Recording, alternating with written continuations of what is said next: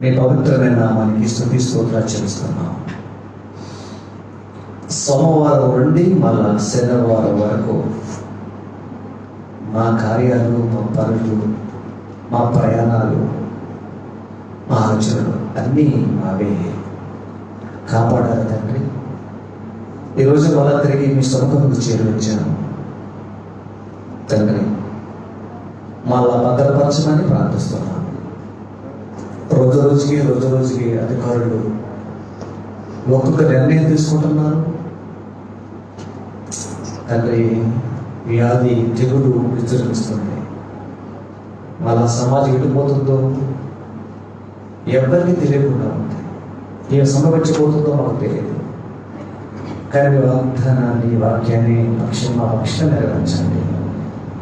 మీ మాటలకి, ఉపదేశాన్ని అంగీకరించిన వాడు సురక్షితంగా ఉంటారు అని ఈరోజు మా బైబిల్ రీడింగ్లో తండ్రి బయలుపరిచారు. నీ ఉపదేశాన్ని అంగీకరించిన వాడు సురక్షితంగా ఉంటాడు అని. నీ బోధను పక్కన పెడితే ప్రమాదానికి గురవుతుందండి. సురక్షితంగా ఉండే బోధను, మీ మాటలను మనం వినిపించమని వేడుకుంటూ యేసుక్రీస్తు పేరిట ఈ ప్రార్థన అడుగుచున్నాం మా పరలోకపు తండ్రి. ఆమేన్. దేవుని వర్లారా, ఈరోజు వ్యాపిస్తున్న తెగులు, దాని నుండి సంరక్షణ అని కొన్ని సందర్భాలను మనం బయట నుంచి ఈరోజు చూద్దాం. వ్యాపిస్తున్న తెగులు, దాని నుండి సంరక్షణ. ఈరోజు చదువుల లేఖన భాగాన్ని కూడా జ్ఞాపకం చేసుకుంటాం. సామెతలు 1 26 వచ్చిన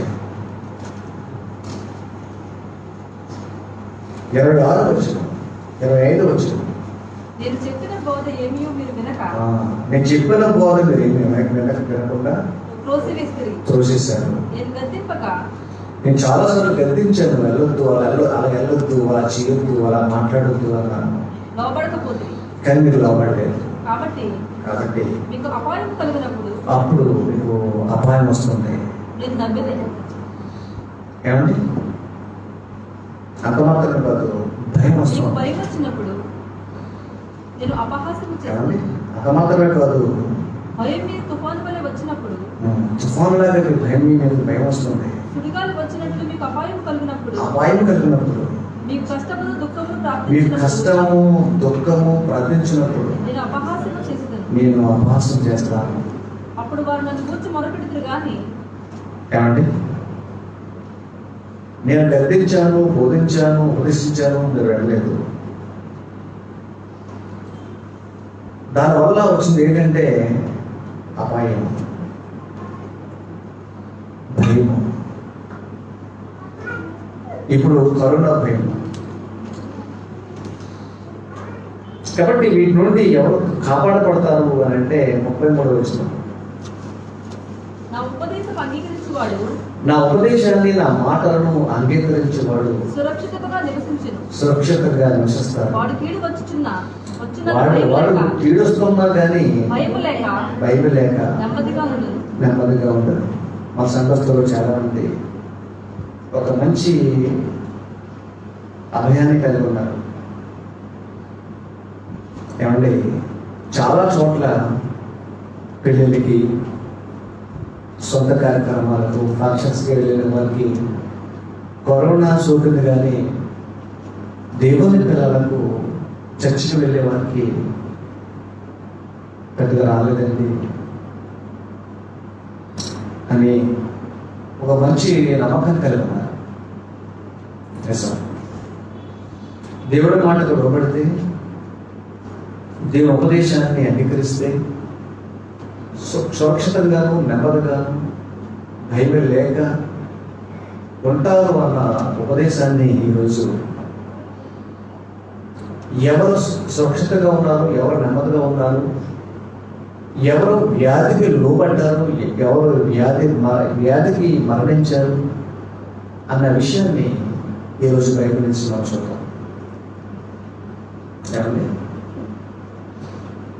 యెర్మీయా గ్రంథం 25వ అధ్యాయం వెళ్దాం. అందరూ బైబిల్ తీయండి. ఇర్మీయా గ్రంథము 25వ అధ్యాయం 32వ వచనం చూడండి సార్. సైన్యముల దేవి యెహోవా ఇలాగ సెలవిస్తున్నాడు. దేవుడే ఎలాగో సెలవిస్తున్నాడు. జనము నుండి జనమునకు, జనా నుంచి జనానికి కీడు వ్యాపించుచున్నది. కీడు వస్తుంటాయి. భూదిగంతముల నుండి ఏమండి, అసలు సీక్రెట్ బైబిల్ చెప్తుంది అంటే ఏ వ్యాధిని, ఏ రోగ క్రిమిని మనుషుడు పుట్టించలేడు. అసలు మనుషుడు పుట్టించలేడు. లోకంలో పాపం పెరిగిపోయినప్పుడు,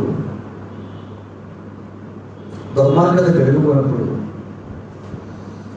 మనుషుల్లో నీతి న్యాయాలు నశించినప్పుడు దేవుడే తెగులు రప్పిస్తాడు. ఇది నమ్మాలి. దేవుడే తెగులు రప్పిస్తాడు. రప్పించి ఆ తెగులు నుంచి రక్షిస్తాడు. అదే తెగులు నుంచి మరణాన్ని కూడా కలుగజేస్తాడు. 3 పాయింట్స్ ఉన్నాయండి ఇక్కడ. రోగాలు, వ్యాధులు, తెగుళ్ళు దేవుడే రప్పిస్తాడు. రప్పించిన దేవుడు ఆ తెగుళ్ళ నుండి, ఆ వ్యాధుల నుండి, ఆ రోగాల నుండి దేవుడే రక్షిస్తాడు. 2వ పాయింట్. 3వ పాయింట్, ఆ రప్పించిన తెగుళ్ళ వల్లనే మరణాన్ని కూడా దేవుడే కలిగిస్తాడు. ఈ సందర్భాలన్నీ బైబిల్లో ఉన్నాయి. అందుకే చెప్తున్నాను, దేవుడు ఉంటేనండి, దేవుడు నిజంగా ఉంటే దేవుడు అలా చేయించండి అని దేవుడు ప్రశ్నించే మనుషులు ఇంకా లేకపోలేదండి. నేను సిసి కెమెరా కొంటానికి వెళ్ళినప్పుడు రాజమండ్రిలో ఒక ఆయన అడుగుతున్నాడు, అది ఎంతో అందమైన కెమెరా అంటే యజమాని, షాప్ యజమాని చెప్తున్నాడు,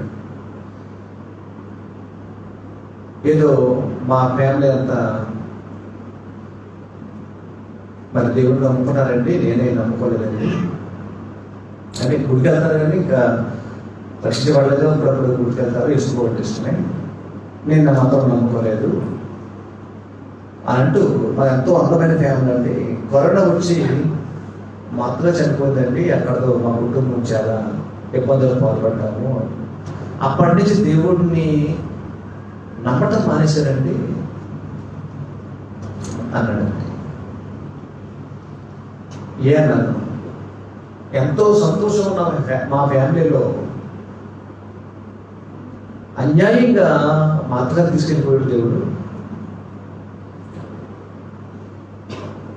అని మాట్లాడడం జరిగింది. ఏమండి, అప్పుడు చెప్పాను, నష్టం రాగానే, కష్టం రాగానే, మరణం రాగానే దేవుడిని చూసుకోగానే దేవుడు మనకు అన్యాయం చేశాడని మాట్లాడుతున్నారు. అసలు ఎప్పుడైనా ఒక్కసారి వెనక్కి వెళ్ళి మన జీవితంలో దేవుడికి ఏమైనా అన్యాయం చేశాడేమో, ఆ అన్యాయం క్రియలను జ్ఞాపకం చేసుకోండి, మన తప్పును మనం జ్ఞాపకం చేసుకోండి. కానీ దేవుడు ఇలా మరణం వస్తే దేవుడు వేసాడే కానీ దేవుడు నిందించడం ఎంతవరకు న్యాయమో ఒక్కసారి మీ జీవితంలో చేసినటువంటి పొరపాట్లు, తప్పులు, పాపాలు ఉంటాయని ఒకసారి గుర్తు చేసుకోవడం వాటిని. అప్పుడు దేవుడు నిందించండి. అలా గుర్తు చేసుకుంటే ఉన్న జీవితాన్ని అయినా కాపాడుకుంటాము అని ఒక సలహా ఇచ్చారండి. అప్పుడు వెళ్ళేసేటప్పుడు తగ్గించమన్నాడు.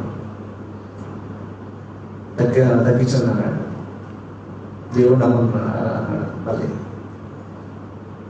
నువ్వు బిల్లు తగ్గించుకోవడం పర్వాలేదు, కానీ దేవుడు మాత్రం కృషి చేస్తూ నీకు డబ్బు కావాలి, వ్యాపారం కావాలి, తీసుకున్నాను. దేవుడికి వెళ్ళరా, మనుషులు కీడు రాగానే దేవుని నిందించడం సరిపోదు. నిందిస్తున్నారు కానీ తమ జీవితంలో చేసినటువంటి తప్పులు అన్యాయాలను గుర్తించుకోవట్లేదు, మారు మనసు కలగట్లేదు, దేవుని యొక్క ఉపదేశాన్ని అంగీకరించట్లేదు. చదువుతాం ఇర్మియా 25 అధ్యాయం 32. సైన్యములకు యెహోవా ఇలాగ సెలవిస్తున్నాడు, జనము నుండి జనమునకు కీడు వ్యాపిస్తుంది. కీడు వ్యాపిస్తుంది. అది అంటు వ్యాధి. ఏమండి? భూదిగంతముల నుండి గొప్ప తుఫాను బయలు వెళ్ళుచున్నది. అమెరికా నుండి, చైనా నుండి, మరి దేశం నుండి, భూదిగంతం నుండి గొప్ప తుఫాను బయలు వెళ్ళుచున్నది. ఆ దినమున ఆ రోజున యెహోవా చేత హతులైన వారు కీడు ఏమండి ప్రకృతి వైపరీత్యాలు. ఈ రోజున మనిషి యుద్ధాల కంటే, ప్రకృతి వైపరీత్యాల కంటే దేనికి భయపడుతున్నాడు అని ఆలోచిస్తుంటే ఇక్కడ రోగాలు, వ్యాధులు, అంటు రోగాలు, వాటికి భయపడిపోతున్నాడు మనిషి. యుద్ధాల కంటే కీడు తుఫాను బయట వెళ్తుంది. ఆ దినమున యెహోవా హతులైన వారు ఈ దేశం యొక్క ఈ దిశ నుండి ఆ దిశ వరకు కనబడతారు. ప్రతి దేశంలో చావు కనబడుతుంది, ప్రతి దేశంలో కీడు కనబడుతుంది అని చెప్తున్నాడు ఆయన. ఎవరు కూడా వారిని కూర్చి అంగరార్చరు, వాళ్ళు అలాంటి వాళ్ళని కూర్చి ఏడవరు, వారిని సమకూర్చరు, వారెవరు కూడా వెళ్ళి పాతి పెట్టడానికి సమకూర్చరు, పాతి పెట్టరు, పెంట వలె వారి శవములు వర్షాలు నేల మీద పడి ఉంటాయి. ఫేస్బుక్లో కానీ, వాట్సాప్లో కానీ, యూట్యూబ్లో కానీ, వార్తాపత్రికల్లో కానీ కరోనా వ్యాధి వచ్చి చచ్చిపోతున్న జనాలను సంకోచడానికి ఊరు వారి కానీ, బంధువులు కానీ, సొంత ఇంటి వారి కానీ వెళ్ళని పరిస్థితి ఏర్పడ్డాయి కదండి. అంత మాత్రమే కాదు, వాళ్ళ శవాల్ని పాతి పెట్టడానికి కూడా వీలు లేక తగలబెట్టేస్తున్నారు. ఎలాంటి కీడు సంభవిస్తుందో చూడండి. పిల్లల ప్రకృతి ధర్మం తెలుసా? ప్రకృతి ధర్మము ఉంటుంది. ప్రకృతిలో జీవరాశులు చాలా ఉంటాయండి, చాలా జీవరాశులు ఉన్నాయి. ఉదాహరణ చిన్న విషయం చెప్తారు. సముద్ర జలాలలో అనేకమైన పెద్ద పెద్ద చిన్న చిన్న జీవులు మొదలుకొని పెద్ద పెద్ద తిమింగల, పెద్ద పెద్ద చేపలు, మత్స్యములు చాలా ఉంటాయి. ఎన్ని ఉంటాయంటే చాలా మనం చెప్పలేం. కానీ ఏ జీవికైనా బాగానే, ఏ జీవికైనా పిల్లలు పుట్టాలంటే 1, 2 లేక 3, 5, 10 ఏ జీవికైనా అంతే పిల్లలు పుడతారు. ఏమన్నా అంతే? బయాలజీ చదివిన చెప్పండి, మనిషికి ఒక పిల్లలు పుడతారు ఒకసారి. కావాలైతే 2 వెళ్తారు. ఏమండి? ఎలా కానీ చాలా కనేస్తారు, 4, 5, 6 కనేస్తారు. 10 పిల్లలు కంటారు ఒకేసారి. చేప లక్షల పిల్లలు కంటారు. చాలా చూడండి, మీరు ఎప్పుడు చేపలు పోసేటప్పుడు చెర ఉంటుంది. అందులో ఎన్ని ఆ చిన్న చేపలు ఎన్ని గుడ్లు ఉంటాయి చెప్పండి. అన్ని పిల్లలు వచ్చాయి బయటికి. అలా సముద్రంలో చేపలన్నీ కనుక ఆ క్షణంతా పిల్లలైపోతాయండి. ఆ పిల్లలన్నీ పెద్దలు వేరుకోండి, సముద్రం భరిస్తుందా? అన్ని పిల్లలు ఉంటాయి. సముద్రం ఇంకా భరించలేదు. అవన్నీ ఒడ్లు పట్టుకోవచ్చు మళ్ళీ కదా, రావు. చెప్పండి కదా. దానిని ఏమంటారంటే ఆ పిల్లలన్నీ కూడా చిన్న పిల్లల్ని పెద్ద చేపలు చేస్తాయి, ఆ పెద్ద చేపల్ని పెద్ద చేపలు చేస్తాయి, ఆ పెద్ద చేపలు ఇంకా పెద్ద చేప తిరుగుతూ ఉంటాయి. ఏంటంటే ధర్మం అంటారా? దాన్ని ఏమంటారంటే ప్రకృతి సమతులీకరణ అంటారు. ఏమంటారు? ప్రకృతి అంటే సరిపెట్టదట, తూకం బ్యాలెన్స్ మీకు అర్థం అవ్వాలి. అదృష్టం ప్రయత్నించండి. తూకం సరిపెడుతుంది, సమానం చూస్తుందట. ఏ జీవి పెరగదు ఎక్కువగా, ఏ జీవి తక్కువగా అవ్వదు. అలా బ్యాలెన్స్ చూస్తుంది. ఇలాంటి ధర్మము మనుషుల్లోనే ప్రకృతిలో ఉంటే, ఆ ప్రకృతి అంతా మనిషి జాతి కొరకే ఉంటే, ఆ మనుషుడు దేవుని కొరకు ప్రకృతిలో భూమి మీద జీవించాలని దేవుడు శాసిస్తే, ఆ దేవుని మాట మీరి అంగీకరించక ఇష్టానుసారంగా బతుకుతున్నప్పుడు అప్పుడప్పుడు ఎలాంటి ఏమంటే తూకాలు తోస్తారు. ఆయన తూకం లేపేయటానికి. బెససలో నేను చూశాను, దగ్గరలో నువ్వు తక్కువగా కనిపించావు కనుక లేపేస్తాను అన్నట్టు, తీసేస్తాను ఇంకా అవసరం. దేవుని పిల్లరా, ఈ రోజున దేవునికి వ్యతిరేకంగా ఎవరినైనా తీసేస్తాడనడానికి ఇవి ప్రత్యక్ష సాక్ష్యాలండి. మీకు చూపిస్తున్నాను.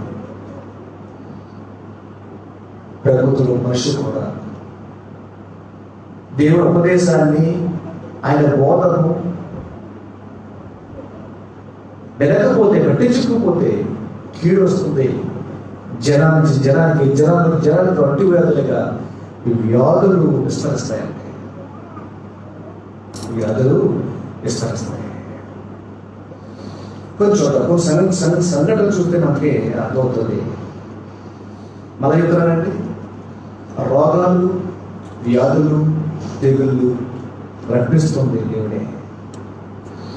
వాటి నుండి రక్షిస్తుంది కూడా దేవుడే. వాటి వలన కూడా మరణాన్ని కల్పిస్తుంది కూడా దేవుడే. ఎందుకు రప్పించాడు, ఎలాగ తప్పించాడు, ఎలాగ చచ్చిపోయాడు, ఈ విషయాల గురించి మనం ఆలోచిస్తే మనమైనా కాపాడబడతామండి. మనమైనా కాపాడబడతాం. చాలా బాగుంటుంది. ఆయన కోపం వస్తే ఇద్దరు చేస్తారనడానికి ప్రారంభంలో ఉన్నటువంటి అధికారంలో ఉన్న సంఘటన ఒకటి జ్ఞాపకం చేస్తున్నాం. ఏమండి? ఆదికాండ గ్రంథం జ్ఞాపకం తీసుకున్నాం. చరిత్రను జ్ఞాపకం తీసుకుందాం. ఒకసారి చూడండి. ఆదికాండ గ్రంథము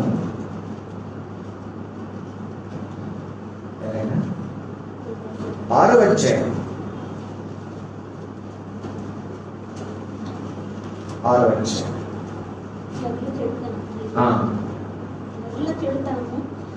నరుల చెడుతనము భూమి మీద గొప్పది అని వారి హృదయం యొక్క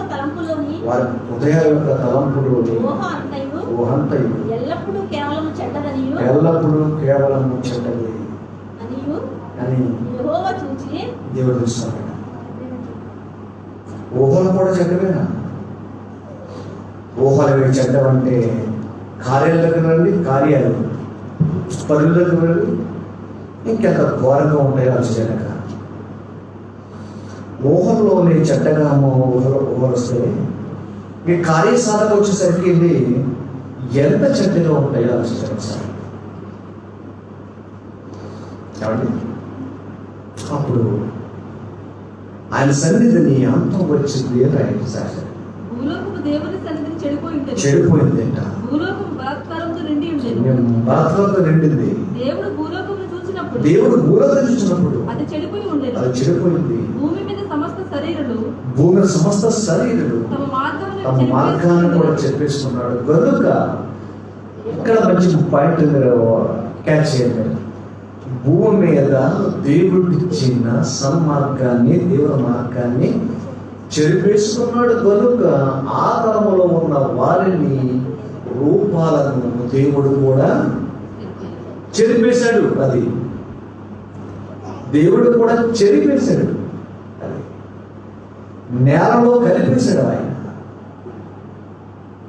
అది ఒకనాడు ఆయన కోపం, మనుషుల యొక్క అపవిత్రత, కీడు.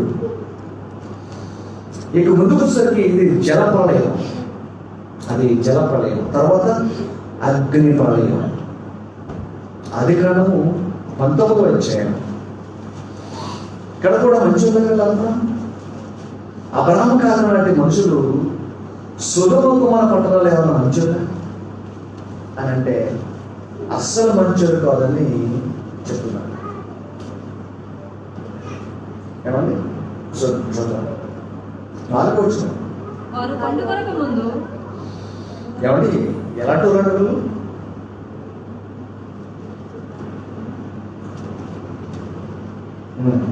వారు పండుగలకు ముందు ఆ పట్టణస్థులు పట్టణస్థులు అనగా సొదొమ మనుషులు, బాలులు, వృద్ధులు, ప్రజలందరూ నలుదిక్కుల నుండి వచ్చి ఆ ఇల్లు చుట్టి లోతుని పిలిచి ఈ రాత్రి ఎద్దకు వచ్చిన మనుషులు ఎక్కడ? వాళ్ళు మాకు కావాలి. ఆ మనుషులు మాకు కావాలి. ఏమండి ఎలాగూ వృద్ధులు బాలుడు నుంచి వృద్ధాప్యం వరకున్న వయసుతో తారతమ్యం లేకుండా ఎలాగే ఉన్నటువంటి వాళ్ళందరూ ఎలా ఉన్నారు అంటే ఏం చేయమంటారు? అప్పుడు ఇక్కడ వారు చేసినటువంటి కీడుకు, జరిగిస్తున్న అన్యాయపు పనులకు ఆకాశం నుండి అప్పుడు ఆకాశం నుండి సొదొమ మీదను గొమొర్రా మీదను యెహోవా యొద్ద నుండి గంధకమును అగ్నిని ఆకాశము నుండి కురిపించాడు. ఆయన మొత్తం తీసేసాడంటే ఈ సందర్భాలన్నీ ఒకటి మా చూసుకుంటూ వస్తుంటే కీడు చేసిన వారిని తీసేస్తున్నాడు. ఆయన ప్రకటిస్తున్నాడు, తీసేస్తున్నాడు. అక్కడి నుంచి అబ్రహాం దగ్గర, తర్వాత మోషే దగ్గర పోతాడు. ఇక్కడ మోషే దగ్గర వచ్చేసరికి చాలా తెగులు రప్పించాడు. ఆయన మాట వినకపోతే ఏమి సంభవిస్తుంది అని మోషే అంటున్నాడో ఒక్కసారి నిర్గమకాండం 5వ అధ్యాయం చూడండి. దేవుని మాట వినకపోతే ఏమి సంభవిస్తుంది? 5వ అధ్యాయం 3వ వచనం. చెప్పని మన జ్ఞాపకం చేస్తున్నాను. ఎందుకంటే ఈ సెకండ్ వే నుంచి మీరు తప్పించబడాలి, నేను తప్పించబడాలి. ఎలాగా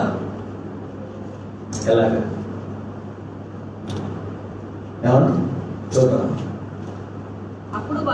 దేవుని ఉగ్రత నుండి వాళ్ళని కాపాడబడాలి. ఏమన్నా నమ్ముతారండి? ఆయన మాటలు ఎప్పుడు వ్యర్థం కాదండి. ఏమండి ఇప్పుడు పక్క 1000 మంది, మరో పక్క 10,000 మంది పడ్డ ఈ అపాయము మీ శరీరాన్ని రాదు. వస్తే క్రైస్తవుడా వస్తే ఎక్కడో మనం దేవునికి వ్యతిరేకంగా జీవిస్తున్న సంగతి మాత్రం జ్ఞాపకం చేసుకోవాలి. దేవుడు నిందించుకోలేక నేను వాళ్ళని నమ్ముతారండి. ఏదైనా కీడు రాగానే, ఏదైనా అవమానం రాగానే ఎక్కడో నేను పిలిచాను పంపిస్తాను. ఎక్కడో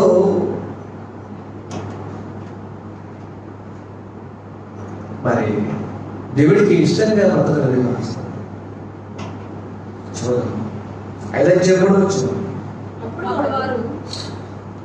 అప్పుడు వారు దేవుడు మమ్మల్ని ఎదుర్కొనెను, దేవుడు మమ్మల్ని ఎదుర్కొన్నాడు, సెలవైన ఎడల ఆయన ఒక మాట మాకు సెలవిచ్చాడు. ఆయన మేము అరణ్యంలోనికి మమ్మల్ని అరణ్యంలోకి వెళ్ళమన్నాడు. 3 దినముల ఆ ప్రయాణము 3 దినాలు ఉంటుంది అని చెప్పాడు. మా దేవుడైన యెహోవాకు బలి అక్కడికి వెళ్ళి మేము ఆయనకి బలిపూర్వం అర్పించి ఆయన మొక్కాలి అని ఆయన మాకు చెప్పాడు. లేని ఎడల గనుక మేమంతా బయలుదేరి వెళ్ళాలి అని ఫరోకు మోసే సెలవిచ్చాడు. లేని ఎడల అప్పుడు ఆయన ఏమన్నాడంటే, ఒకవేళ కనుక మేము ఆయన మాట విని ఆ ఉపదేశాన్ని అంగీకరించి మేము వెళ్ళకపోతే, మీ ఆజ్ఞలకు మీ యొక్క మరి అధికారానికి మేము లోబడి ఉండిపోతే, అప్పుడు మా దేవుడు ఎలాంటి దేవుడు అంటే, ఆయన చెప్పిన మాట వినకపోతే ఏం చేస్తాడు అంటే, చూడండి, ఆయన మా మీద తెగులుతోనైనా సరే, లేక యుద్ధము ఖడ్గముతోనైనా సరే నా మీద పడతాడు. ఆయనకున్న ఆయుధాలు ఏంటంటమ్మా? తెగులు, ఖడ్గం. ఒకవేళ ఆయన మాట విని మేము వెళ్ళకపోతే అవి మా మీద పడతాయి. మా మాట మీరు వినకపోయి మమ్మల్ని పంపకపోతే అవి మీ మీద పడతాయి. అంతేనండి. అక్కడ లాజికల్ పడ్డది. దేవుడు మాట విని మేము మీ దగ్గరికి వెళ్ళకపోతే అవి మా మీదకి వస్తాయి తెగుళ్ళు. మా మాట మీరు విని మమ్మల్ని పంపకపోతే అవే తెగుళ్ళు మీ మీదకి వస్తాయి. అలా వచ్చేయండి. 10 తెగుళ్ళు వచ్చాయి. 10 తెగుళ్ళు. ఆ 10 తెగుళ్ళు ఆయనకు తెలుసు అంతా వచ్చాయి. రప్పించాడు. రప్పించి తెగుళ్ళు తిరుగుతున్నప్పుడే ఆ తెగుళ్ళు కూడా ఇశ్రాయేలు ప్రజలు ఉన్నారు. ఇశ్రాయేలు ప్రజలను కూడా రక్షించాడు. వారు శిక్షించాడు, వీళ్ళని రక్షించాడు.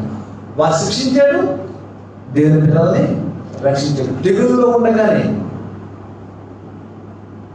ఫర్ ఎగ్జాంపుల్ మనకు అంతా కరోనా ఉందనుకోండి, అందరికీ మీరు కూడా ఉంటారు, మా సరి కూడా ఉంటారు. అందరికీ బాధపడ్డారు, మనం క్షేమం మనం అభివృద్ధి చెప్పండి ఉండగానే అందులో మనల్ని రక్షించాడు. అది రప్పించేదయ్యనే, అందు నుండి రక్షించేదయ్యనే. అసలు చాలా హానర్ ఉన్నాడు దేవుడు. హానర్ ఆయన చాలా హానర్ అండి.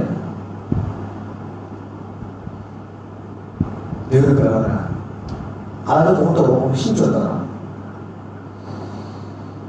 అలాంటిది ఒక విషయం మనం చూద్దాం. నిర్గమకాండం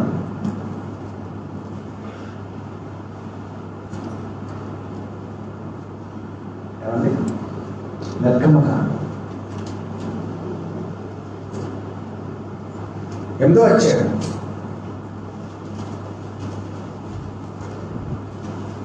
నిర్గమకాండం 8వ అధ్యాయం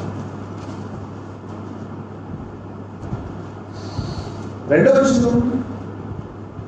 ఇది 2 తెగులు. వారిని పోనీయకపోతే నువ్వు, ఇదిగో నేను నీ పొలిమేర అన్నింటిని చేత కప్పల చేత బాధిస్తాను అన్నాడు. వెళ్ళావా? అయితే నీ మీదకి నాకు తెగులు వస్తుంది. కప్పలు వచ్చేసి మొత్తం. అదే ఇందాక చేయడం 16 నుంచి 19 మనం చూస్తే 17 చూడండి. మళ్ళా పంపించవా? సరే, మళ్ళీ పంపించవా? అయితే ఆ దేశం దూరి కొట్టలేనే పేరు మనుషుల మీద జంతువుల మీద ఉండేను. 24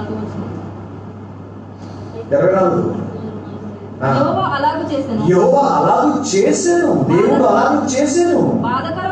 బాధకరమైన ఈగలు మళ్ళా పంపించాడండి. ఇదంతా కొంచెం బ్రాడ్గా ఆలోచించాను ఒకసారి. ఐగుప్తీయులు దేవుని మాట వినందున అంజులైనటువంటి ఐగుప్తీయుల మీదకి తెగులు రప్పించి ఇశ్రాయేలు ప్రజలను రక్షించి వాళ్ళు రప్పించి వాళ్ళు శిక్షించి వీళ్ళని రక్షిస్తున్నాడు దేవుడు. బాగుంటుందండి. ఎలాగో ఆఖరిగా తుర్చూరు కుమారుడు కూడా సంహరించాడు. మరణదూత అక్కడ, మరణదూత, మరణ భయం కదిలించిందండి వాళ్ళందరినీ. ఇశ్రాయేలు అందరినీ కూడా కదిలించాడు. ఆ దెబ్బతో వారు మనసు మార్చుకొని ఇశ్రాయేలుకు విడుదల కలిగించిన దేవుడు. ఇశ్రాయేలు విముక్తి పొందారు, బయటకు వచ్చారు. ఐగుప్తు తెగుల నుంచి బయటకు వచ్చారు. ఏమండి, అరణ్యములో ప్రయాణం చేస్తున్నారు ఇశ్రాయేలు. ఎలా మాత్రం మంచుల్లా, ఎలా మాత్రం మంచిగా ఉన్నారా అని అంటే వీళ్ళకు కూడా దేవుడి మీద సరిగారు, తిరుగుబాటు చేశారు, దైవజనులను దూషించారు, విరోధంగా మాట్లాడారు, దేవుడిని తిట్టుకున్నారండి. అప్పుడు ఎలా ఊరుకోలేదండి, ఎలా ఊరుకోలేదు. ఆ విషయం చూద్దాం సార్. నిర్గమకాండం 16 అధ్యాయం 8వ వచనం. నిర్గమకాండం 16 అధ్యాయం 8వ వచనం. మరియు మోషే మీరు తిరుటకు సాయంకాలమున మాంసమును ఉదయమున చాలినంత ఆహారమును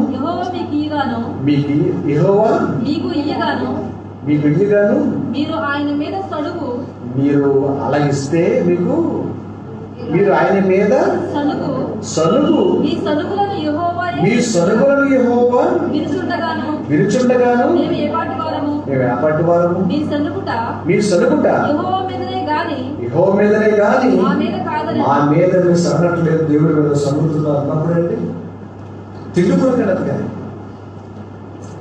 అక్కడ తింటున్నప్పుడే పళ్ళ సందులోకి వెళ్ళిన మాంసం అంటే ఇరుక్కుపోయి తింటూ తెచ్చిపోయాడు. చాలా ఊరుకోలేదండి. మళ్ళీ ఇలా చెప్తున్నప్పుడు వీళ్ళు మాకు దేవుడే అలా చేయించా, దేవుడు అలా చేయించా, దేవుడు కాపాడాలి కానీ ఇలా చేయించా మాకు తెలుస్తుంది. మానవ మనసు ఏంటి వాళ్ళని ఊరుకోలేదండి. సంఖ్యాకాండం 11వ అధ్యాయం సందర్భాలు చూడండి. సంఖ్యాకాండం 11వ అధ్యాయం 1వ వచనం చూడండి.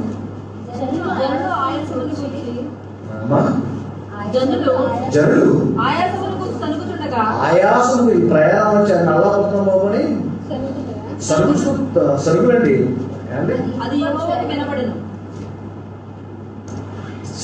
సరిగితేనే మనకి అసలు చిరకు వచ్చేది. మనకి ఏడు కొనుక్కుంటున్నాం, ఏడు చదువుకుంటున్నాం ఏంటంటే మనకి దేవుడికి ఇష్టం లేదండి. చదవమ్మా. అది యెహోవాకు వినబడింది. ఆ సరుగు విన్నప్పుడు అండి ఆయన కోపము రగులుకు నేను దేవుడి మీద సరిగిన తర్వాత కోపం వస్తుంది. కోపం వస్తే మామూలు ఉంటుందా? లేపేసారు చాలా మంది లేపేశారండి. మామూలుగా దేవుని పిల్లలారా, వీటి నుండి ఎలా కాపాడబడ్డామో ఒకసారి నాకు కూడా చూద్దాం. తెగులు రప్పించింది. ఆ తెగులలో ఇశ్రాయేలు ప్రజలను రక్షించి విడుదల చేసింది అయ్యనే. మళ్ళా సరిగినప్పుడు అదే తెగులు చేత ఇశ్రాయేలుని కూడా సంహరించింది అయ్యనే, రక్షించింది అయ్యనే. ఆ రోగాలలో, తెగులలో, అడ్డు రోగాలలో కూడా కాపాడింది కూడా అయ్యనే. రప్పించిన తెగులను ఆపింది కూడా దేవుడే. అది కూడా మార్చుకుంటారండి. దావీదు కాలంలో జరిగిన సందర్భాన్ని జ్ఞాపకం చేసుకుంటాం. 2వ సమూయేలు గ్రంథం 24వ అధ్యాయం 2వ సమూయేలు గ్రంథం 24వ అధ్యాయం 13వ వచనం ఒకసారి చూడండి. కావున కావున గాదు దావీదు వద్దకు వచ్చి ఇట్లాంటి సంగతి ఇలా అంటున్నాడు ఆయన. నీవు నీ దేశమందు 7 సంవత్సరాలు క్షామము కలుగుటకు కరువు రావడానికి ఒప్పుకొందువా? నిన్ను తరుముచున్న ఈ శత్రువుల ఎదుట తరుముచున్నటువంటి శత్రువుల ఎదుట నిలవలేక నీవు 3 నెలలు పారిపోతావా? ఒప్పుకొందువా నీ దేశమందు అని అడిగాడు. 15వ వచనం. అందుకు యెహోవా ఇశ్రాయేలు మీద తెగులు రప్పించగా ఆ దినమున ఉదయం మొదలుకొని సమాజ కూటము వేళ వరకు సాయంకాలం వరకు అది జరుగుతుందట. తెగులు అలాగా విస్తరిస్తుంది. అందుచేత అంతే కదండి, 70,000 మంది ఆ తెగులు విస్తరిస్తుందట.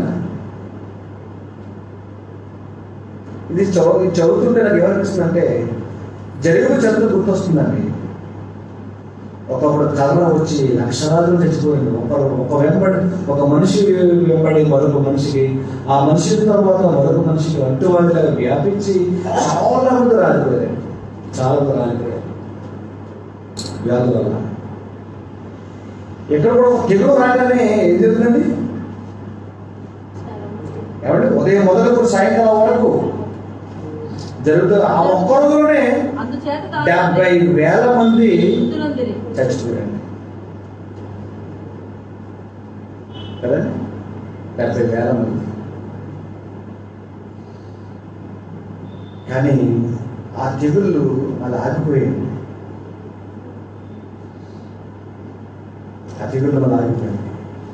వేడుకున్నాడు దేవుణ్ణి. నిర్గమ కాండం కూడా ఇచ్చింది ఒకసారి. మళ్ళీ దానికి అది ఒకసారి నిర్గమ 23:25. నీ దేవుడైన యెహోవానే సేవించాలి. అప్పుడు ఆయన నీ ఆహారమును నీ పానమును దీవిస్తాడు. నేను నీ మధ్య నుండి రోగము తొలగించెదను. అదే అండి, ఆ మాట పూర్తిగా అర్థం చేసుకోండి. మళ్ళీ చూడాలి.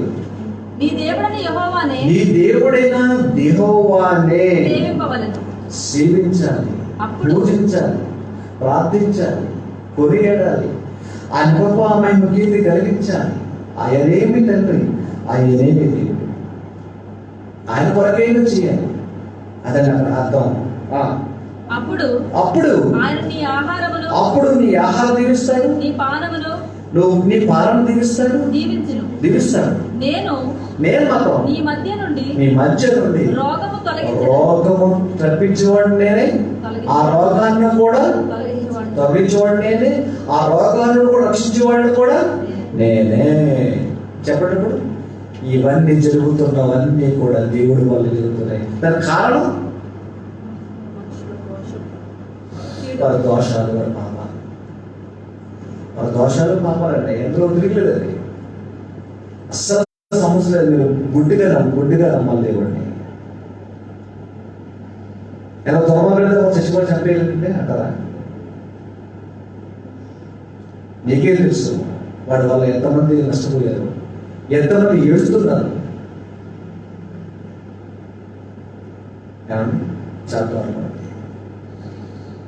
దేవుడు అన్నారా? దీనంతటికి ముగింపు మాట చెప్తున్నాను, జరగలేదండి. రోగాలు, వ్యాధులు, తెగుళ్ళు, అంటి వ్యాధుల నుంచి వాటి వలన వస్తున్న మరణం నుండి తప్పించడానికి ఒకే ఒక్క మూలసూత్రం ఉంటుందండి.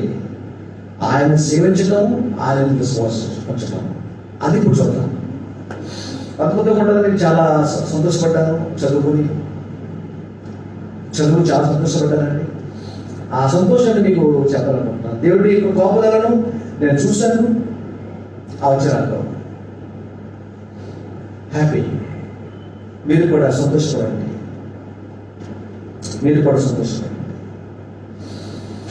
ఇలాంటి బాధలతో, ఇబ్బందులతో, పాపాలతో ఏమండి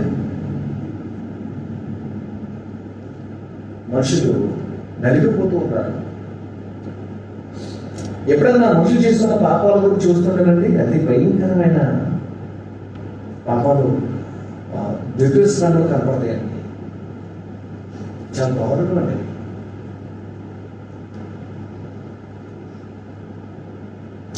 మనుషులంట ఏకంగా మనుషులంట తినకూడదు తింటారంట. మనుషులంట జంతువుల్లో కాపం చేస్తారంట. అలా ఉందని జంతువుల్లో కాపం చేస్తారంట. అంటే మనిషికి మనిషి సరిపడనమాట. మనిషికి మనిషి సరిపడట. జంతువుల్లో కాపం చేస్తారంట. తినవలసిన పదార్థాలు తింటారంట, తినకూడని పదార్థాలు తినేస్తారంట. ఇలాంటి భయంకర నీచమైన పనులు చేస్తున్నప్పుడు మనుషుల మధ్య తెగులు పుట్టించాడు. తెగులు పుట్టించాడు. అవి కంట్రోల్ అయిపోతున్నాయి. ఇలాంటి బాధల్లో, పాపాల్లో, ఆ పాపాలు వస్తున్న అనారోగ్యాలలో బాధపడిపోతున్నటువంటి మనుషుల్ని దేవుడు చూశాడంటే ఆ విషయాన్ని జ్ఞాపకం చేస్తున్నాను. హెబ్రీయుల పత్రిక. నేను చాలా సంతోషించాను ప్రియులారా. దేవుడు ఎంత మంచివాడు. కానీ మీరు నేను కూడా దేవుని యందు ఉండవలసినటువంటి రీతిగా అనుకుంటే బాగుంటుంది. అదేదో చూడండి. హెబ్రీయుల పత్రిక 2వ అధ్యాయం. హెబ్రీయుల పత్రిక 2వ అధ్యాయం. పిల్లరా, మోషే వాడికి తెలుసు కాబడి దొరుకు అంటారు. చూస్తున్న వాడు తెలీదు భారం ఎంతో. ఏంటి ఆ బరువు తప్పడం సభ్యులు అంటారు. కానీ ఆ బరువు వలన కాలంలో బలం లేక నిలబెట్టుకోలేక నడుస్తున్నప్పుడు ఆ బరువు ఏంటో చూసేవాడికి తెలియదు. బాధపడేవాడికి తెలుస్తుంది బరువు ఏంటో, బాధ ఏంటో. పిల్లల మన దేహంలో ఉండి మనం పడుతున్న బాధలన్నీ కూడా యేసుప్రభు వారు చూశారంట. చూడదంట, అనుభవించారంట. ఆయన చూద్దాం. 2వ అధ్యాయం 17 ఆఖరి మాట చూస్తే, అన్ని విషయములలో క్రీస్తు ఏమండి అన్ని విషయములలో ఆఖరి మాట 17 ఆఖరి మాట అన్ని విషయములలో యేసుక్రీస్తు వారు తన సహోదరులు వంటి వాడు కావాల్సి వచ్చెను. తన సహోదరులు ఎలా ఉన్నారంటే రక్త మాంసాల్లో ఉన్నారు, శరీరంలో ఉన్నారు. శరీరంలో ఉండి బాధపడుతున్నటువంటి మనుషులు తన సహోదరులు, తన పిల్లలు, దేవుని పిల్లలు, యేసుక్రీస్తు యొక్క సహోదరుడు. రక్త మాంసాల్లో ఉండి ఎలాంటి బాధలు, ఇబ్బందులు, కష్టాలు, అనారోగ్యాలు పడుతున్నారో ఆ ప్రకారమే ఆయన అలా వచ్చాడటండి. రక్తమాంసాలు వచ్చాడట. వచ్చి చూడండి, తాను శోధించబడి, 1 శోధించబడ్డాడు, 2 శ్రమ పడ్డాడు. శ్రమ అంటే ఏంటో, శోధించబడ్డం ఏంటో, శోధించబడి అలాంటి శోధించబడుతున్న వారికి సహాయము చేయగలవాడే ఉన్నాడు. ఎంత మంచి మాట. అమ్మా, మీరు శోధించబడుతున్నారా? నేను శ్రమ పడుతున్నారా? అడగాలి కదండి. కూర్చోబెట్టి గంటలని చెప్తాను. ఏమండి, శోధించబడి శ్రమ పడుతున్నటువంటి వారికి సహాయము చేయగలవాడే ఉన్నాడు యేసుప్రభు వారు. ఎందుకంటే ఆయన కూడా శోధించబడ్డాడు. మావ సోదరు కదా మషోవల్ల. ఎలాంటి శోధన పడ్డాడంటే ఇంకా తెలుసు. యేసుప్రభు జీవిత చరిత్రలో చూస్తే ఆయన ఎంత శోధన యూదుల వలన అనుభవించాడు. ఏమండి, యూదులను ఎంత శ్రమ పడ్డాడు, ఎంతో అవమానించబడ్డాడు, ఎంతో శోధించబడ్డాడు. ఒక యేసుప్రభు జీవిత చరిత్రలో చూస్తే చాలా కనబడతాయి మనకి.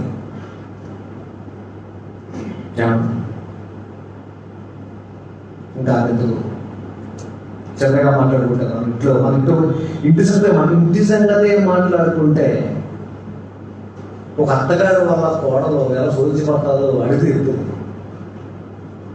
మాటల వల్ల సోదరులు, ఎవరికి పనులు చెప్పి శ్రమలు, చిన్న చిన్న మాటల వల్ల శోధించబడిపోతూ ఉంటే దేవుని వల్ల ఒకసారి మనము కూడా సహోదరు వల్ల కానీ సమస్య వల్ల కానీ ఎలాంటి శోధన శ్రమలు అనుభవిస్తున్నామో మనకు తెలుసు. అంత మాత్రం కాదు, ఎన్ని రోగాలు భరిస్తున్నామో దేహంలో. ఇవన్నీ యేసు ప్రభువు స్వయంగా చూశారు, స్వయంగా అనుభవించారు. ఆయన ఆకలిస్తే ఎలా ఉంటుందో చూశాడు, ఆయన రోగం వస్తే ఎలా ఉంటుందో చూశాడు. ఆయన ఏమంటే అవమానిస్తే అవమానపడితే ఎంత బాధేస్తుందో ఆయన స్వయంగా అనుభవించాడు దేహంలో. ఆయన ఇవన్నీ మానవ దేహ జీవితాన్ని అనుభవించి తెలుసుకుని అప్పుడు ఆయన ఎవరైతే శ్రమ పడుతున్నారో శోధించబడుతున్నారో అలాంటి వారికి సహాయం చేయడానికైనా ఈ భూమి మీదకి వచ్చారు. వేస్తున్నారు ఎంతమందికి కావాలి యేసుప్రభు సహాయం? ఎంతమందికి కావాలి యేసుప్రభు సహాయం? మనుషుల సహాయం కంటే యేసుప్రభు సహాయం చాలా అవసరం కూడా మనకి. వ్యాక్సిన్ కంటే ఇప్పుడు యేసుప్రభు సహాయం ఎవరికి అవసరం అంటాను నేనైతే. వ్యాక్సిన్ జస్ట్ ఏమో అది ఎంతవరకు పనిస్తుందో తెలియదండి. ఇది కూడా ఒక మరి ఇంటర్నేషనల్ స్కామ్ అంటారు. ఈ వ్యాక్సిన్ కూడా ఇంటర్నేషనల్ స్కామ్ అంత మోసం, వైద్యం మోసం, అన్ని మోసాలే. అన్న తెలియదండి. అంత వ్యాక్సిన్ అయిపోతుంది అనుకోండి, వ్యాక్సిన్ అయిపోతుంది. భారతదేశంలో అంటే 130 కోట్ల మందికి ఇస్తున్నటువంటి యెహోవా పట్టణము కాపాడలేడలా. దేవుడు కాపాడకపోతే ఏంటండి చెప్పండి. ఇంకా ఏమి లేదు. ఇంకా ఆ దేశాన్ని, పట్టణాన్ని, గ్రామాన్ని, కుటుంబాన్ని, ఆ వ్యక్తిని దేవుడే కాపాడకపోతే ఇంకా సొంత వ్యర్థం అండి. ఇవన్నీ తాను ఉన్నాను చెప్పడానికి చేస్తున్నారు. కానీ చూద్దామండి ఎలా శోధించబడుతున్నాడు, ఎలా శ్రమ పడుతున్నారు. ఎలాంటి వారిని ఎలాంటి యేసుక్రీస్తు వారు సహాయం చేయడానికి సిద్ధపడ్డారో మత్తయి సువార్త 8వ అధ్యాయం వెళ్ళాలండి.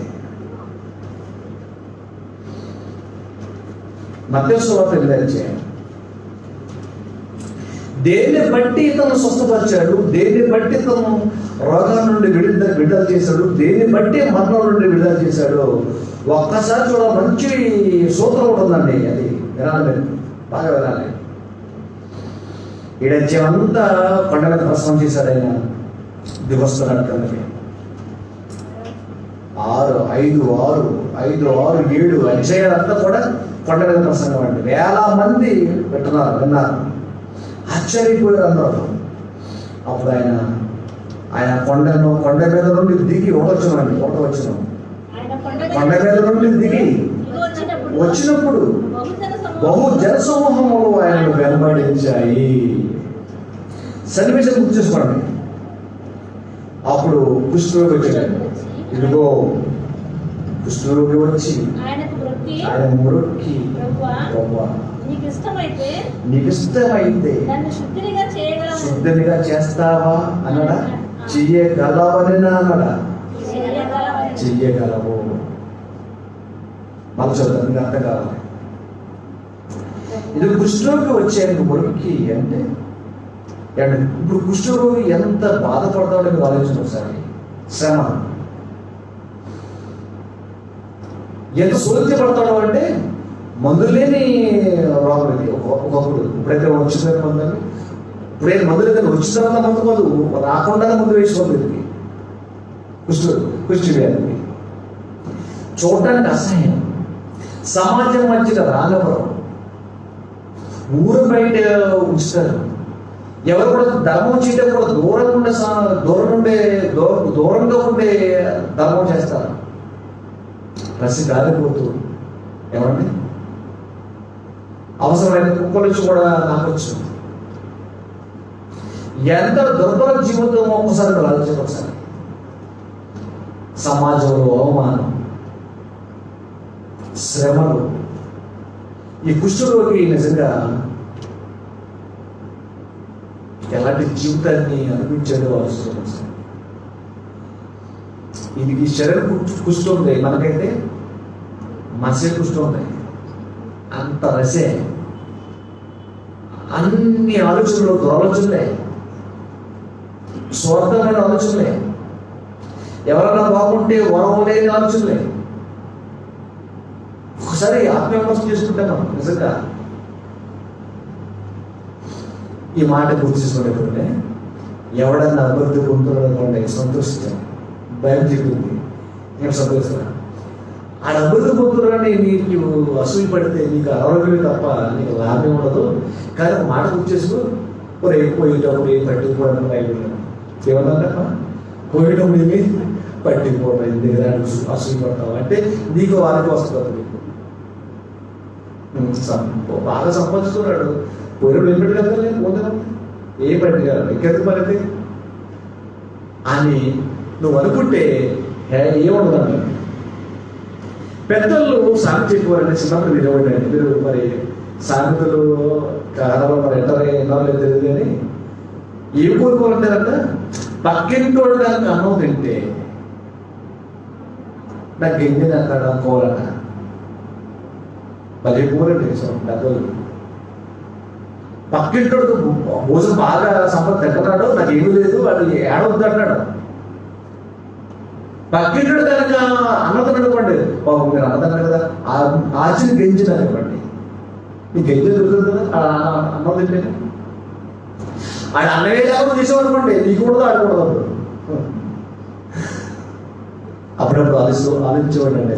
పెద్దలు అలాగే మంచి నీరు తిప్పుకోవాలండి, సంతోషించాలి. ఆడ బాగుంటే ఇప్పుడు నీకు లేదనుకో, వెళ్తే అన్నం పెడతారు కదా పోనీ. అలాగే ఇద్దరు వాడి క్షేమాన్ని కోరుకోవాలి. ఇద్దరు క్షేమాన్ని కోరుకోవాలండి. ఇద్దరు ఇప్పుడు అసూయ పడకూడదండి, మనం నేర్చుకోవాలి. బాగా మంచి మాట చెప్తారు. యేసుప్రభువు ఎంత సహాయం చేశారో, అద్భుతం. మీ జీవితాలు నా జీవితంలో అలాంటి అద్భుతం చేయాలి.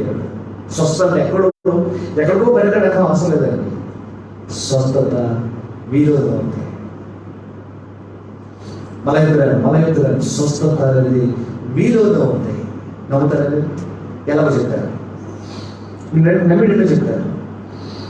ఇదిగో కుష్ఠరోగి వచ్చి ఆయనకు మ్రొక్కి, ప్రభువా నీకు ఇష్టమైతే నన్ను శుద్ధినిగా చేయగలవని అందుకే అక్కడ డిస్ప్లేవాలంటే అందుకు ఆయన చేయించాడు.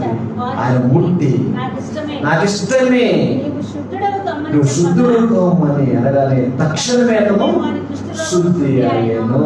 ఇప్పుడు చెప్పండి, యేసు ప్రభు వారు ఇతన్ని చూసి జాలిపడి కుష్ఠరోగాన్ని బాగు చేశాడా? ప్రశ్న. ఇతను కుష్టిని జాలిపడి బాగు చేశాడు. అయ్యో అనారోగ్యంగా ఉన్నాడని. రోగాన్ని బట్టి జాలిపడలేదు, రోగాన్ని బట్టి స్వస్థత చేయలేదు.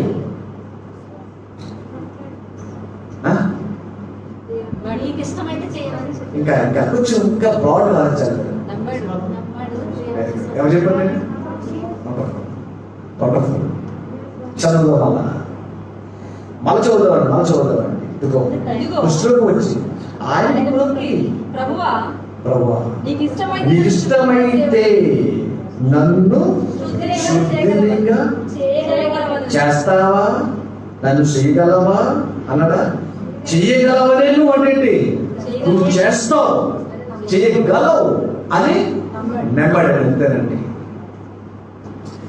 అదండి నమ్మకం. నువ్వు చేయగలవు, చేయగలిగే దేవుడు నువ్వు చేయగలిగే దేవుడు కుమారుడు నువ్వు. నమ్మాడండి, అది నమ్మాడండి. చెయ్యగలవు, నువ్వు చేయగలవు, సమర్థుడు నీవు, మమ్మల్ని రక్షించడానికి వచ్చినటువంటి దేవుడు నీవు, సమర్థుడు నీవు. అది చూసాడండి. ఒక ఆమె పాపం రక్తస్రావంతో బాధపడుతూ ఉంది. ఇన్ని మందులు వేసుకుందో మా పాపం ఆవిడ, ఇన్ని హాస్పిటల్కి వెళ్తూ అనుకున్నప్పుడు ఈ లోకం పెట్టుకున్న రకం ఈ భాష, ఈ లోక భాష, ఈ కాలం నాటి భాష. ఈ హాస్పిటల్కి వెళ్తూ కానీ వెళ్ళింది, అడిగింది ఏమండి. అప్పుడు ఆయన అన్నాడు, అమ్మా నీ విశ్వాసము నిన్ను స్వస్థపరిచింది. నన్ను నమ్మి చేస్తాను అని కృష్ణుడు నమ్మాడు. నేను చేయగలను నమ్మాడు. నేను చేయగలను నువ్వు నమ్మావు.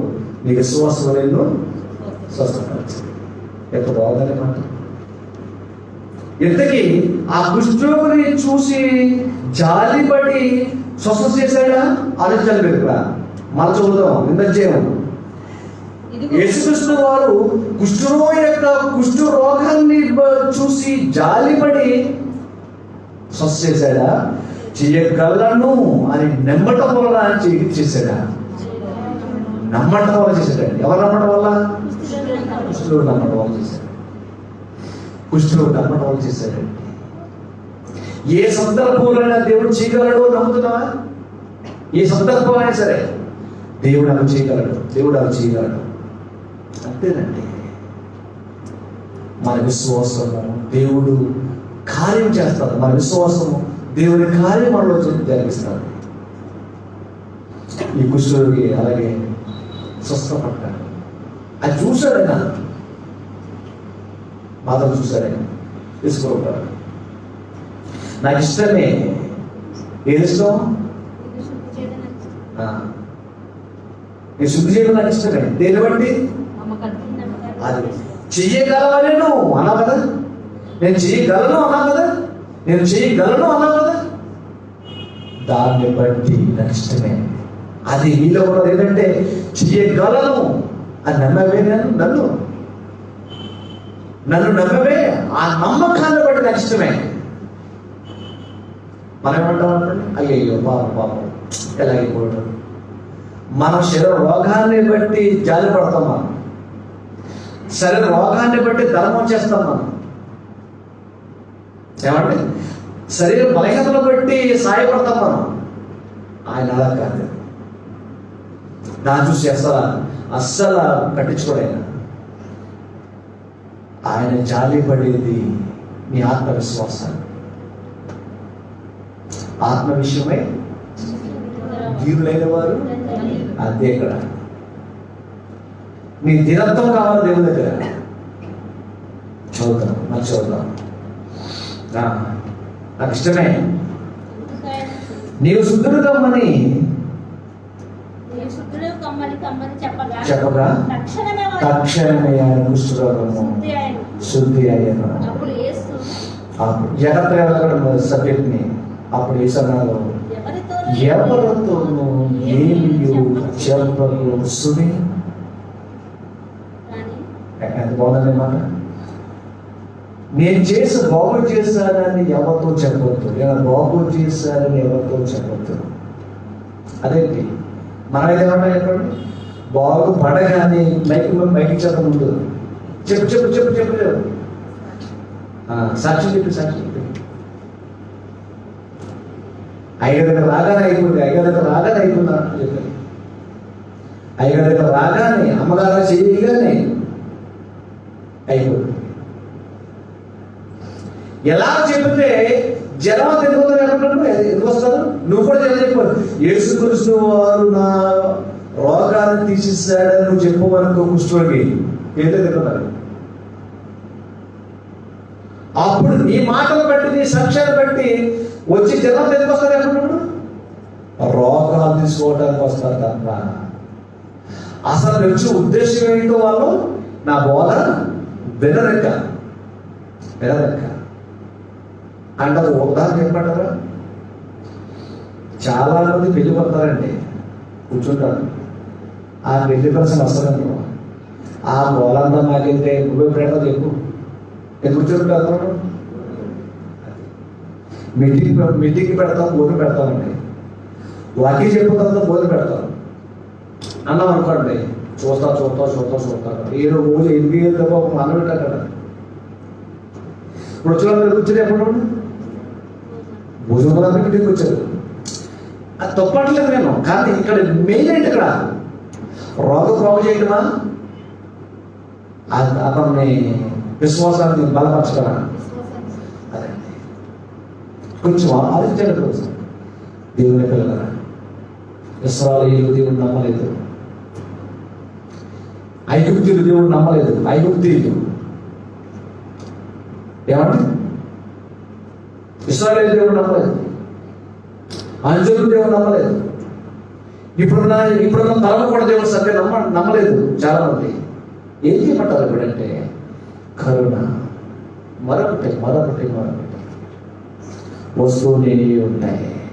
ఈ రోగకాలంలో ఈ రోగాల ఈ పరిస్థితుల్లో కాపాడేది తెలుసండి విశ్వాసం. చదువుతాం, మళ్ళీ చదువుతాం 4వ వచనం. అప్పుడు యేసు ఎవరితోనూ ఏమి చెప్పవలసుని, నువ్వు వెళ్ళు, వారికి సాక్షార్థమై నీ దేహాన్ని యాజకునికి కనపరుచుకొని మోసే నియమించిన కోరికలు సమర్పించమని వానితో చెప్పాను. ఇక్కడ కూడా విశ్వాసాన్ని రక్షించాడు. 5వ వచనం నుంచి మీరు 11వ వచనం చదివితే ఎక్కడ పక్షవాయువులో కనబడతాడు. ఏమండి, ఆ దాసుడి యొక్క విశ్వాసాన్ని చూచి అతన్ని స్వతపరచాడు. దేవుడి దగ్గర కాపాడబడటానికి సూత్రం ఒకటే విశ్వాసం. దేవుడు కాపాడతాడు, రక్షిస్తాడు అని గొప్ప సూత్రాన్ని మనం పాటించగలిగితే దేవుడు తప్పకుండా మనం కాపాడబడతామని ఈ వాక్యాన్ని బట్టి మేము సంపూర్ణంగా నేను సాక్షి చెప్తున్నాను. సంపూర్ణంగా నమ్మండి, పరిపూర్ణంగా నమ్మండి. రక్షించింది ఆయనే, రక్షించింది ఆయనే. ఇక ముదిరిపోతే మరణం కూడా చేసింది ఆయనే. వ్యాధి విస్తరిస్తున్న వ్యాధుల నుంచి కాపాడి విడిపించే దేవుడు అని నమ్మండి. విశ్వాసంలో ఉండండి, భక్తిగా ఉండండి. దేవుని సాక్ష్యాలు దేవుడు మిమ్మల్ని నన్ను కూడా మా సంఘములను మరి విస్తరిస్తున్నటువంటి వ్యాధుల నుండి దేవుడు కాపాడి రక్షించాలి మనసాల కోరుతూ ఈ మాటలు పుస్తకాలను దేవుడు దీవించిన కాక ఆమేన్.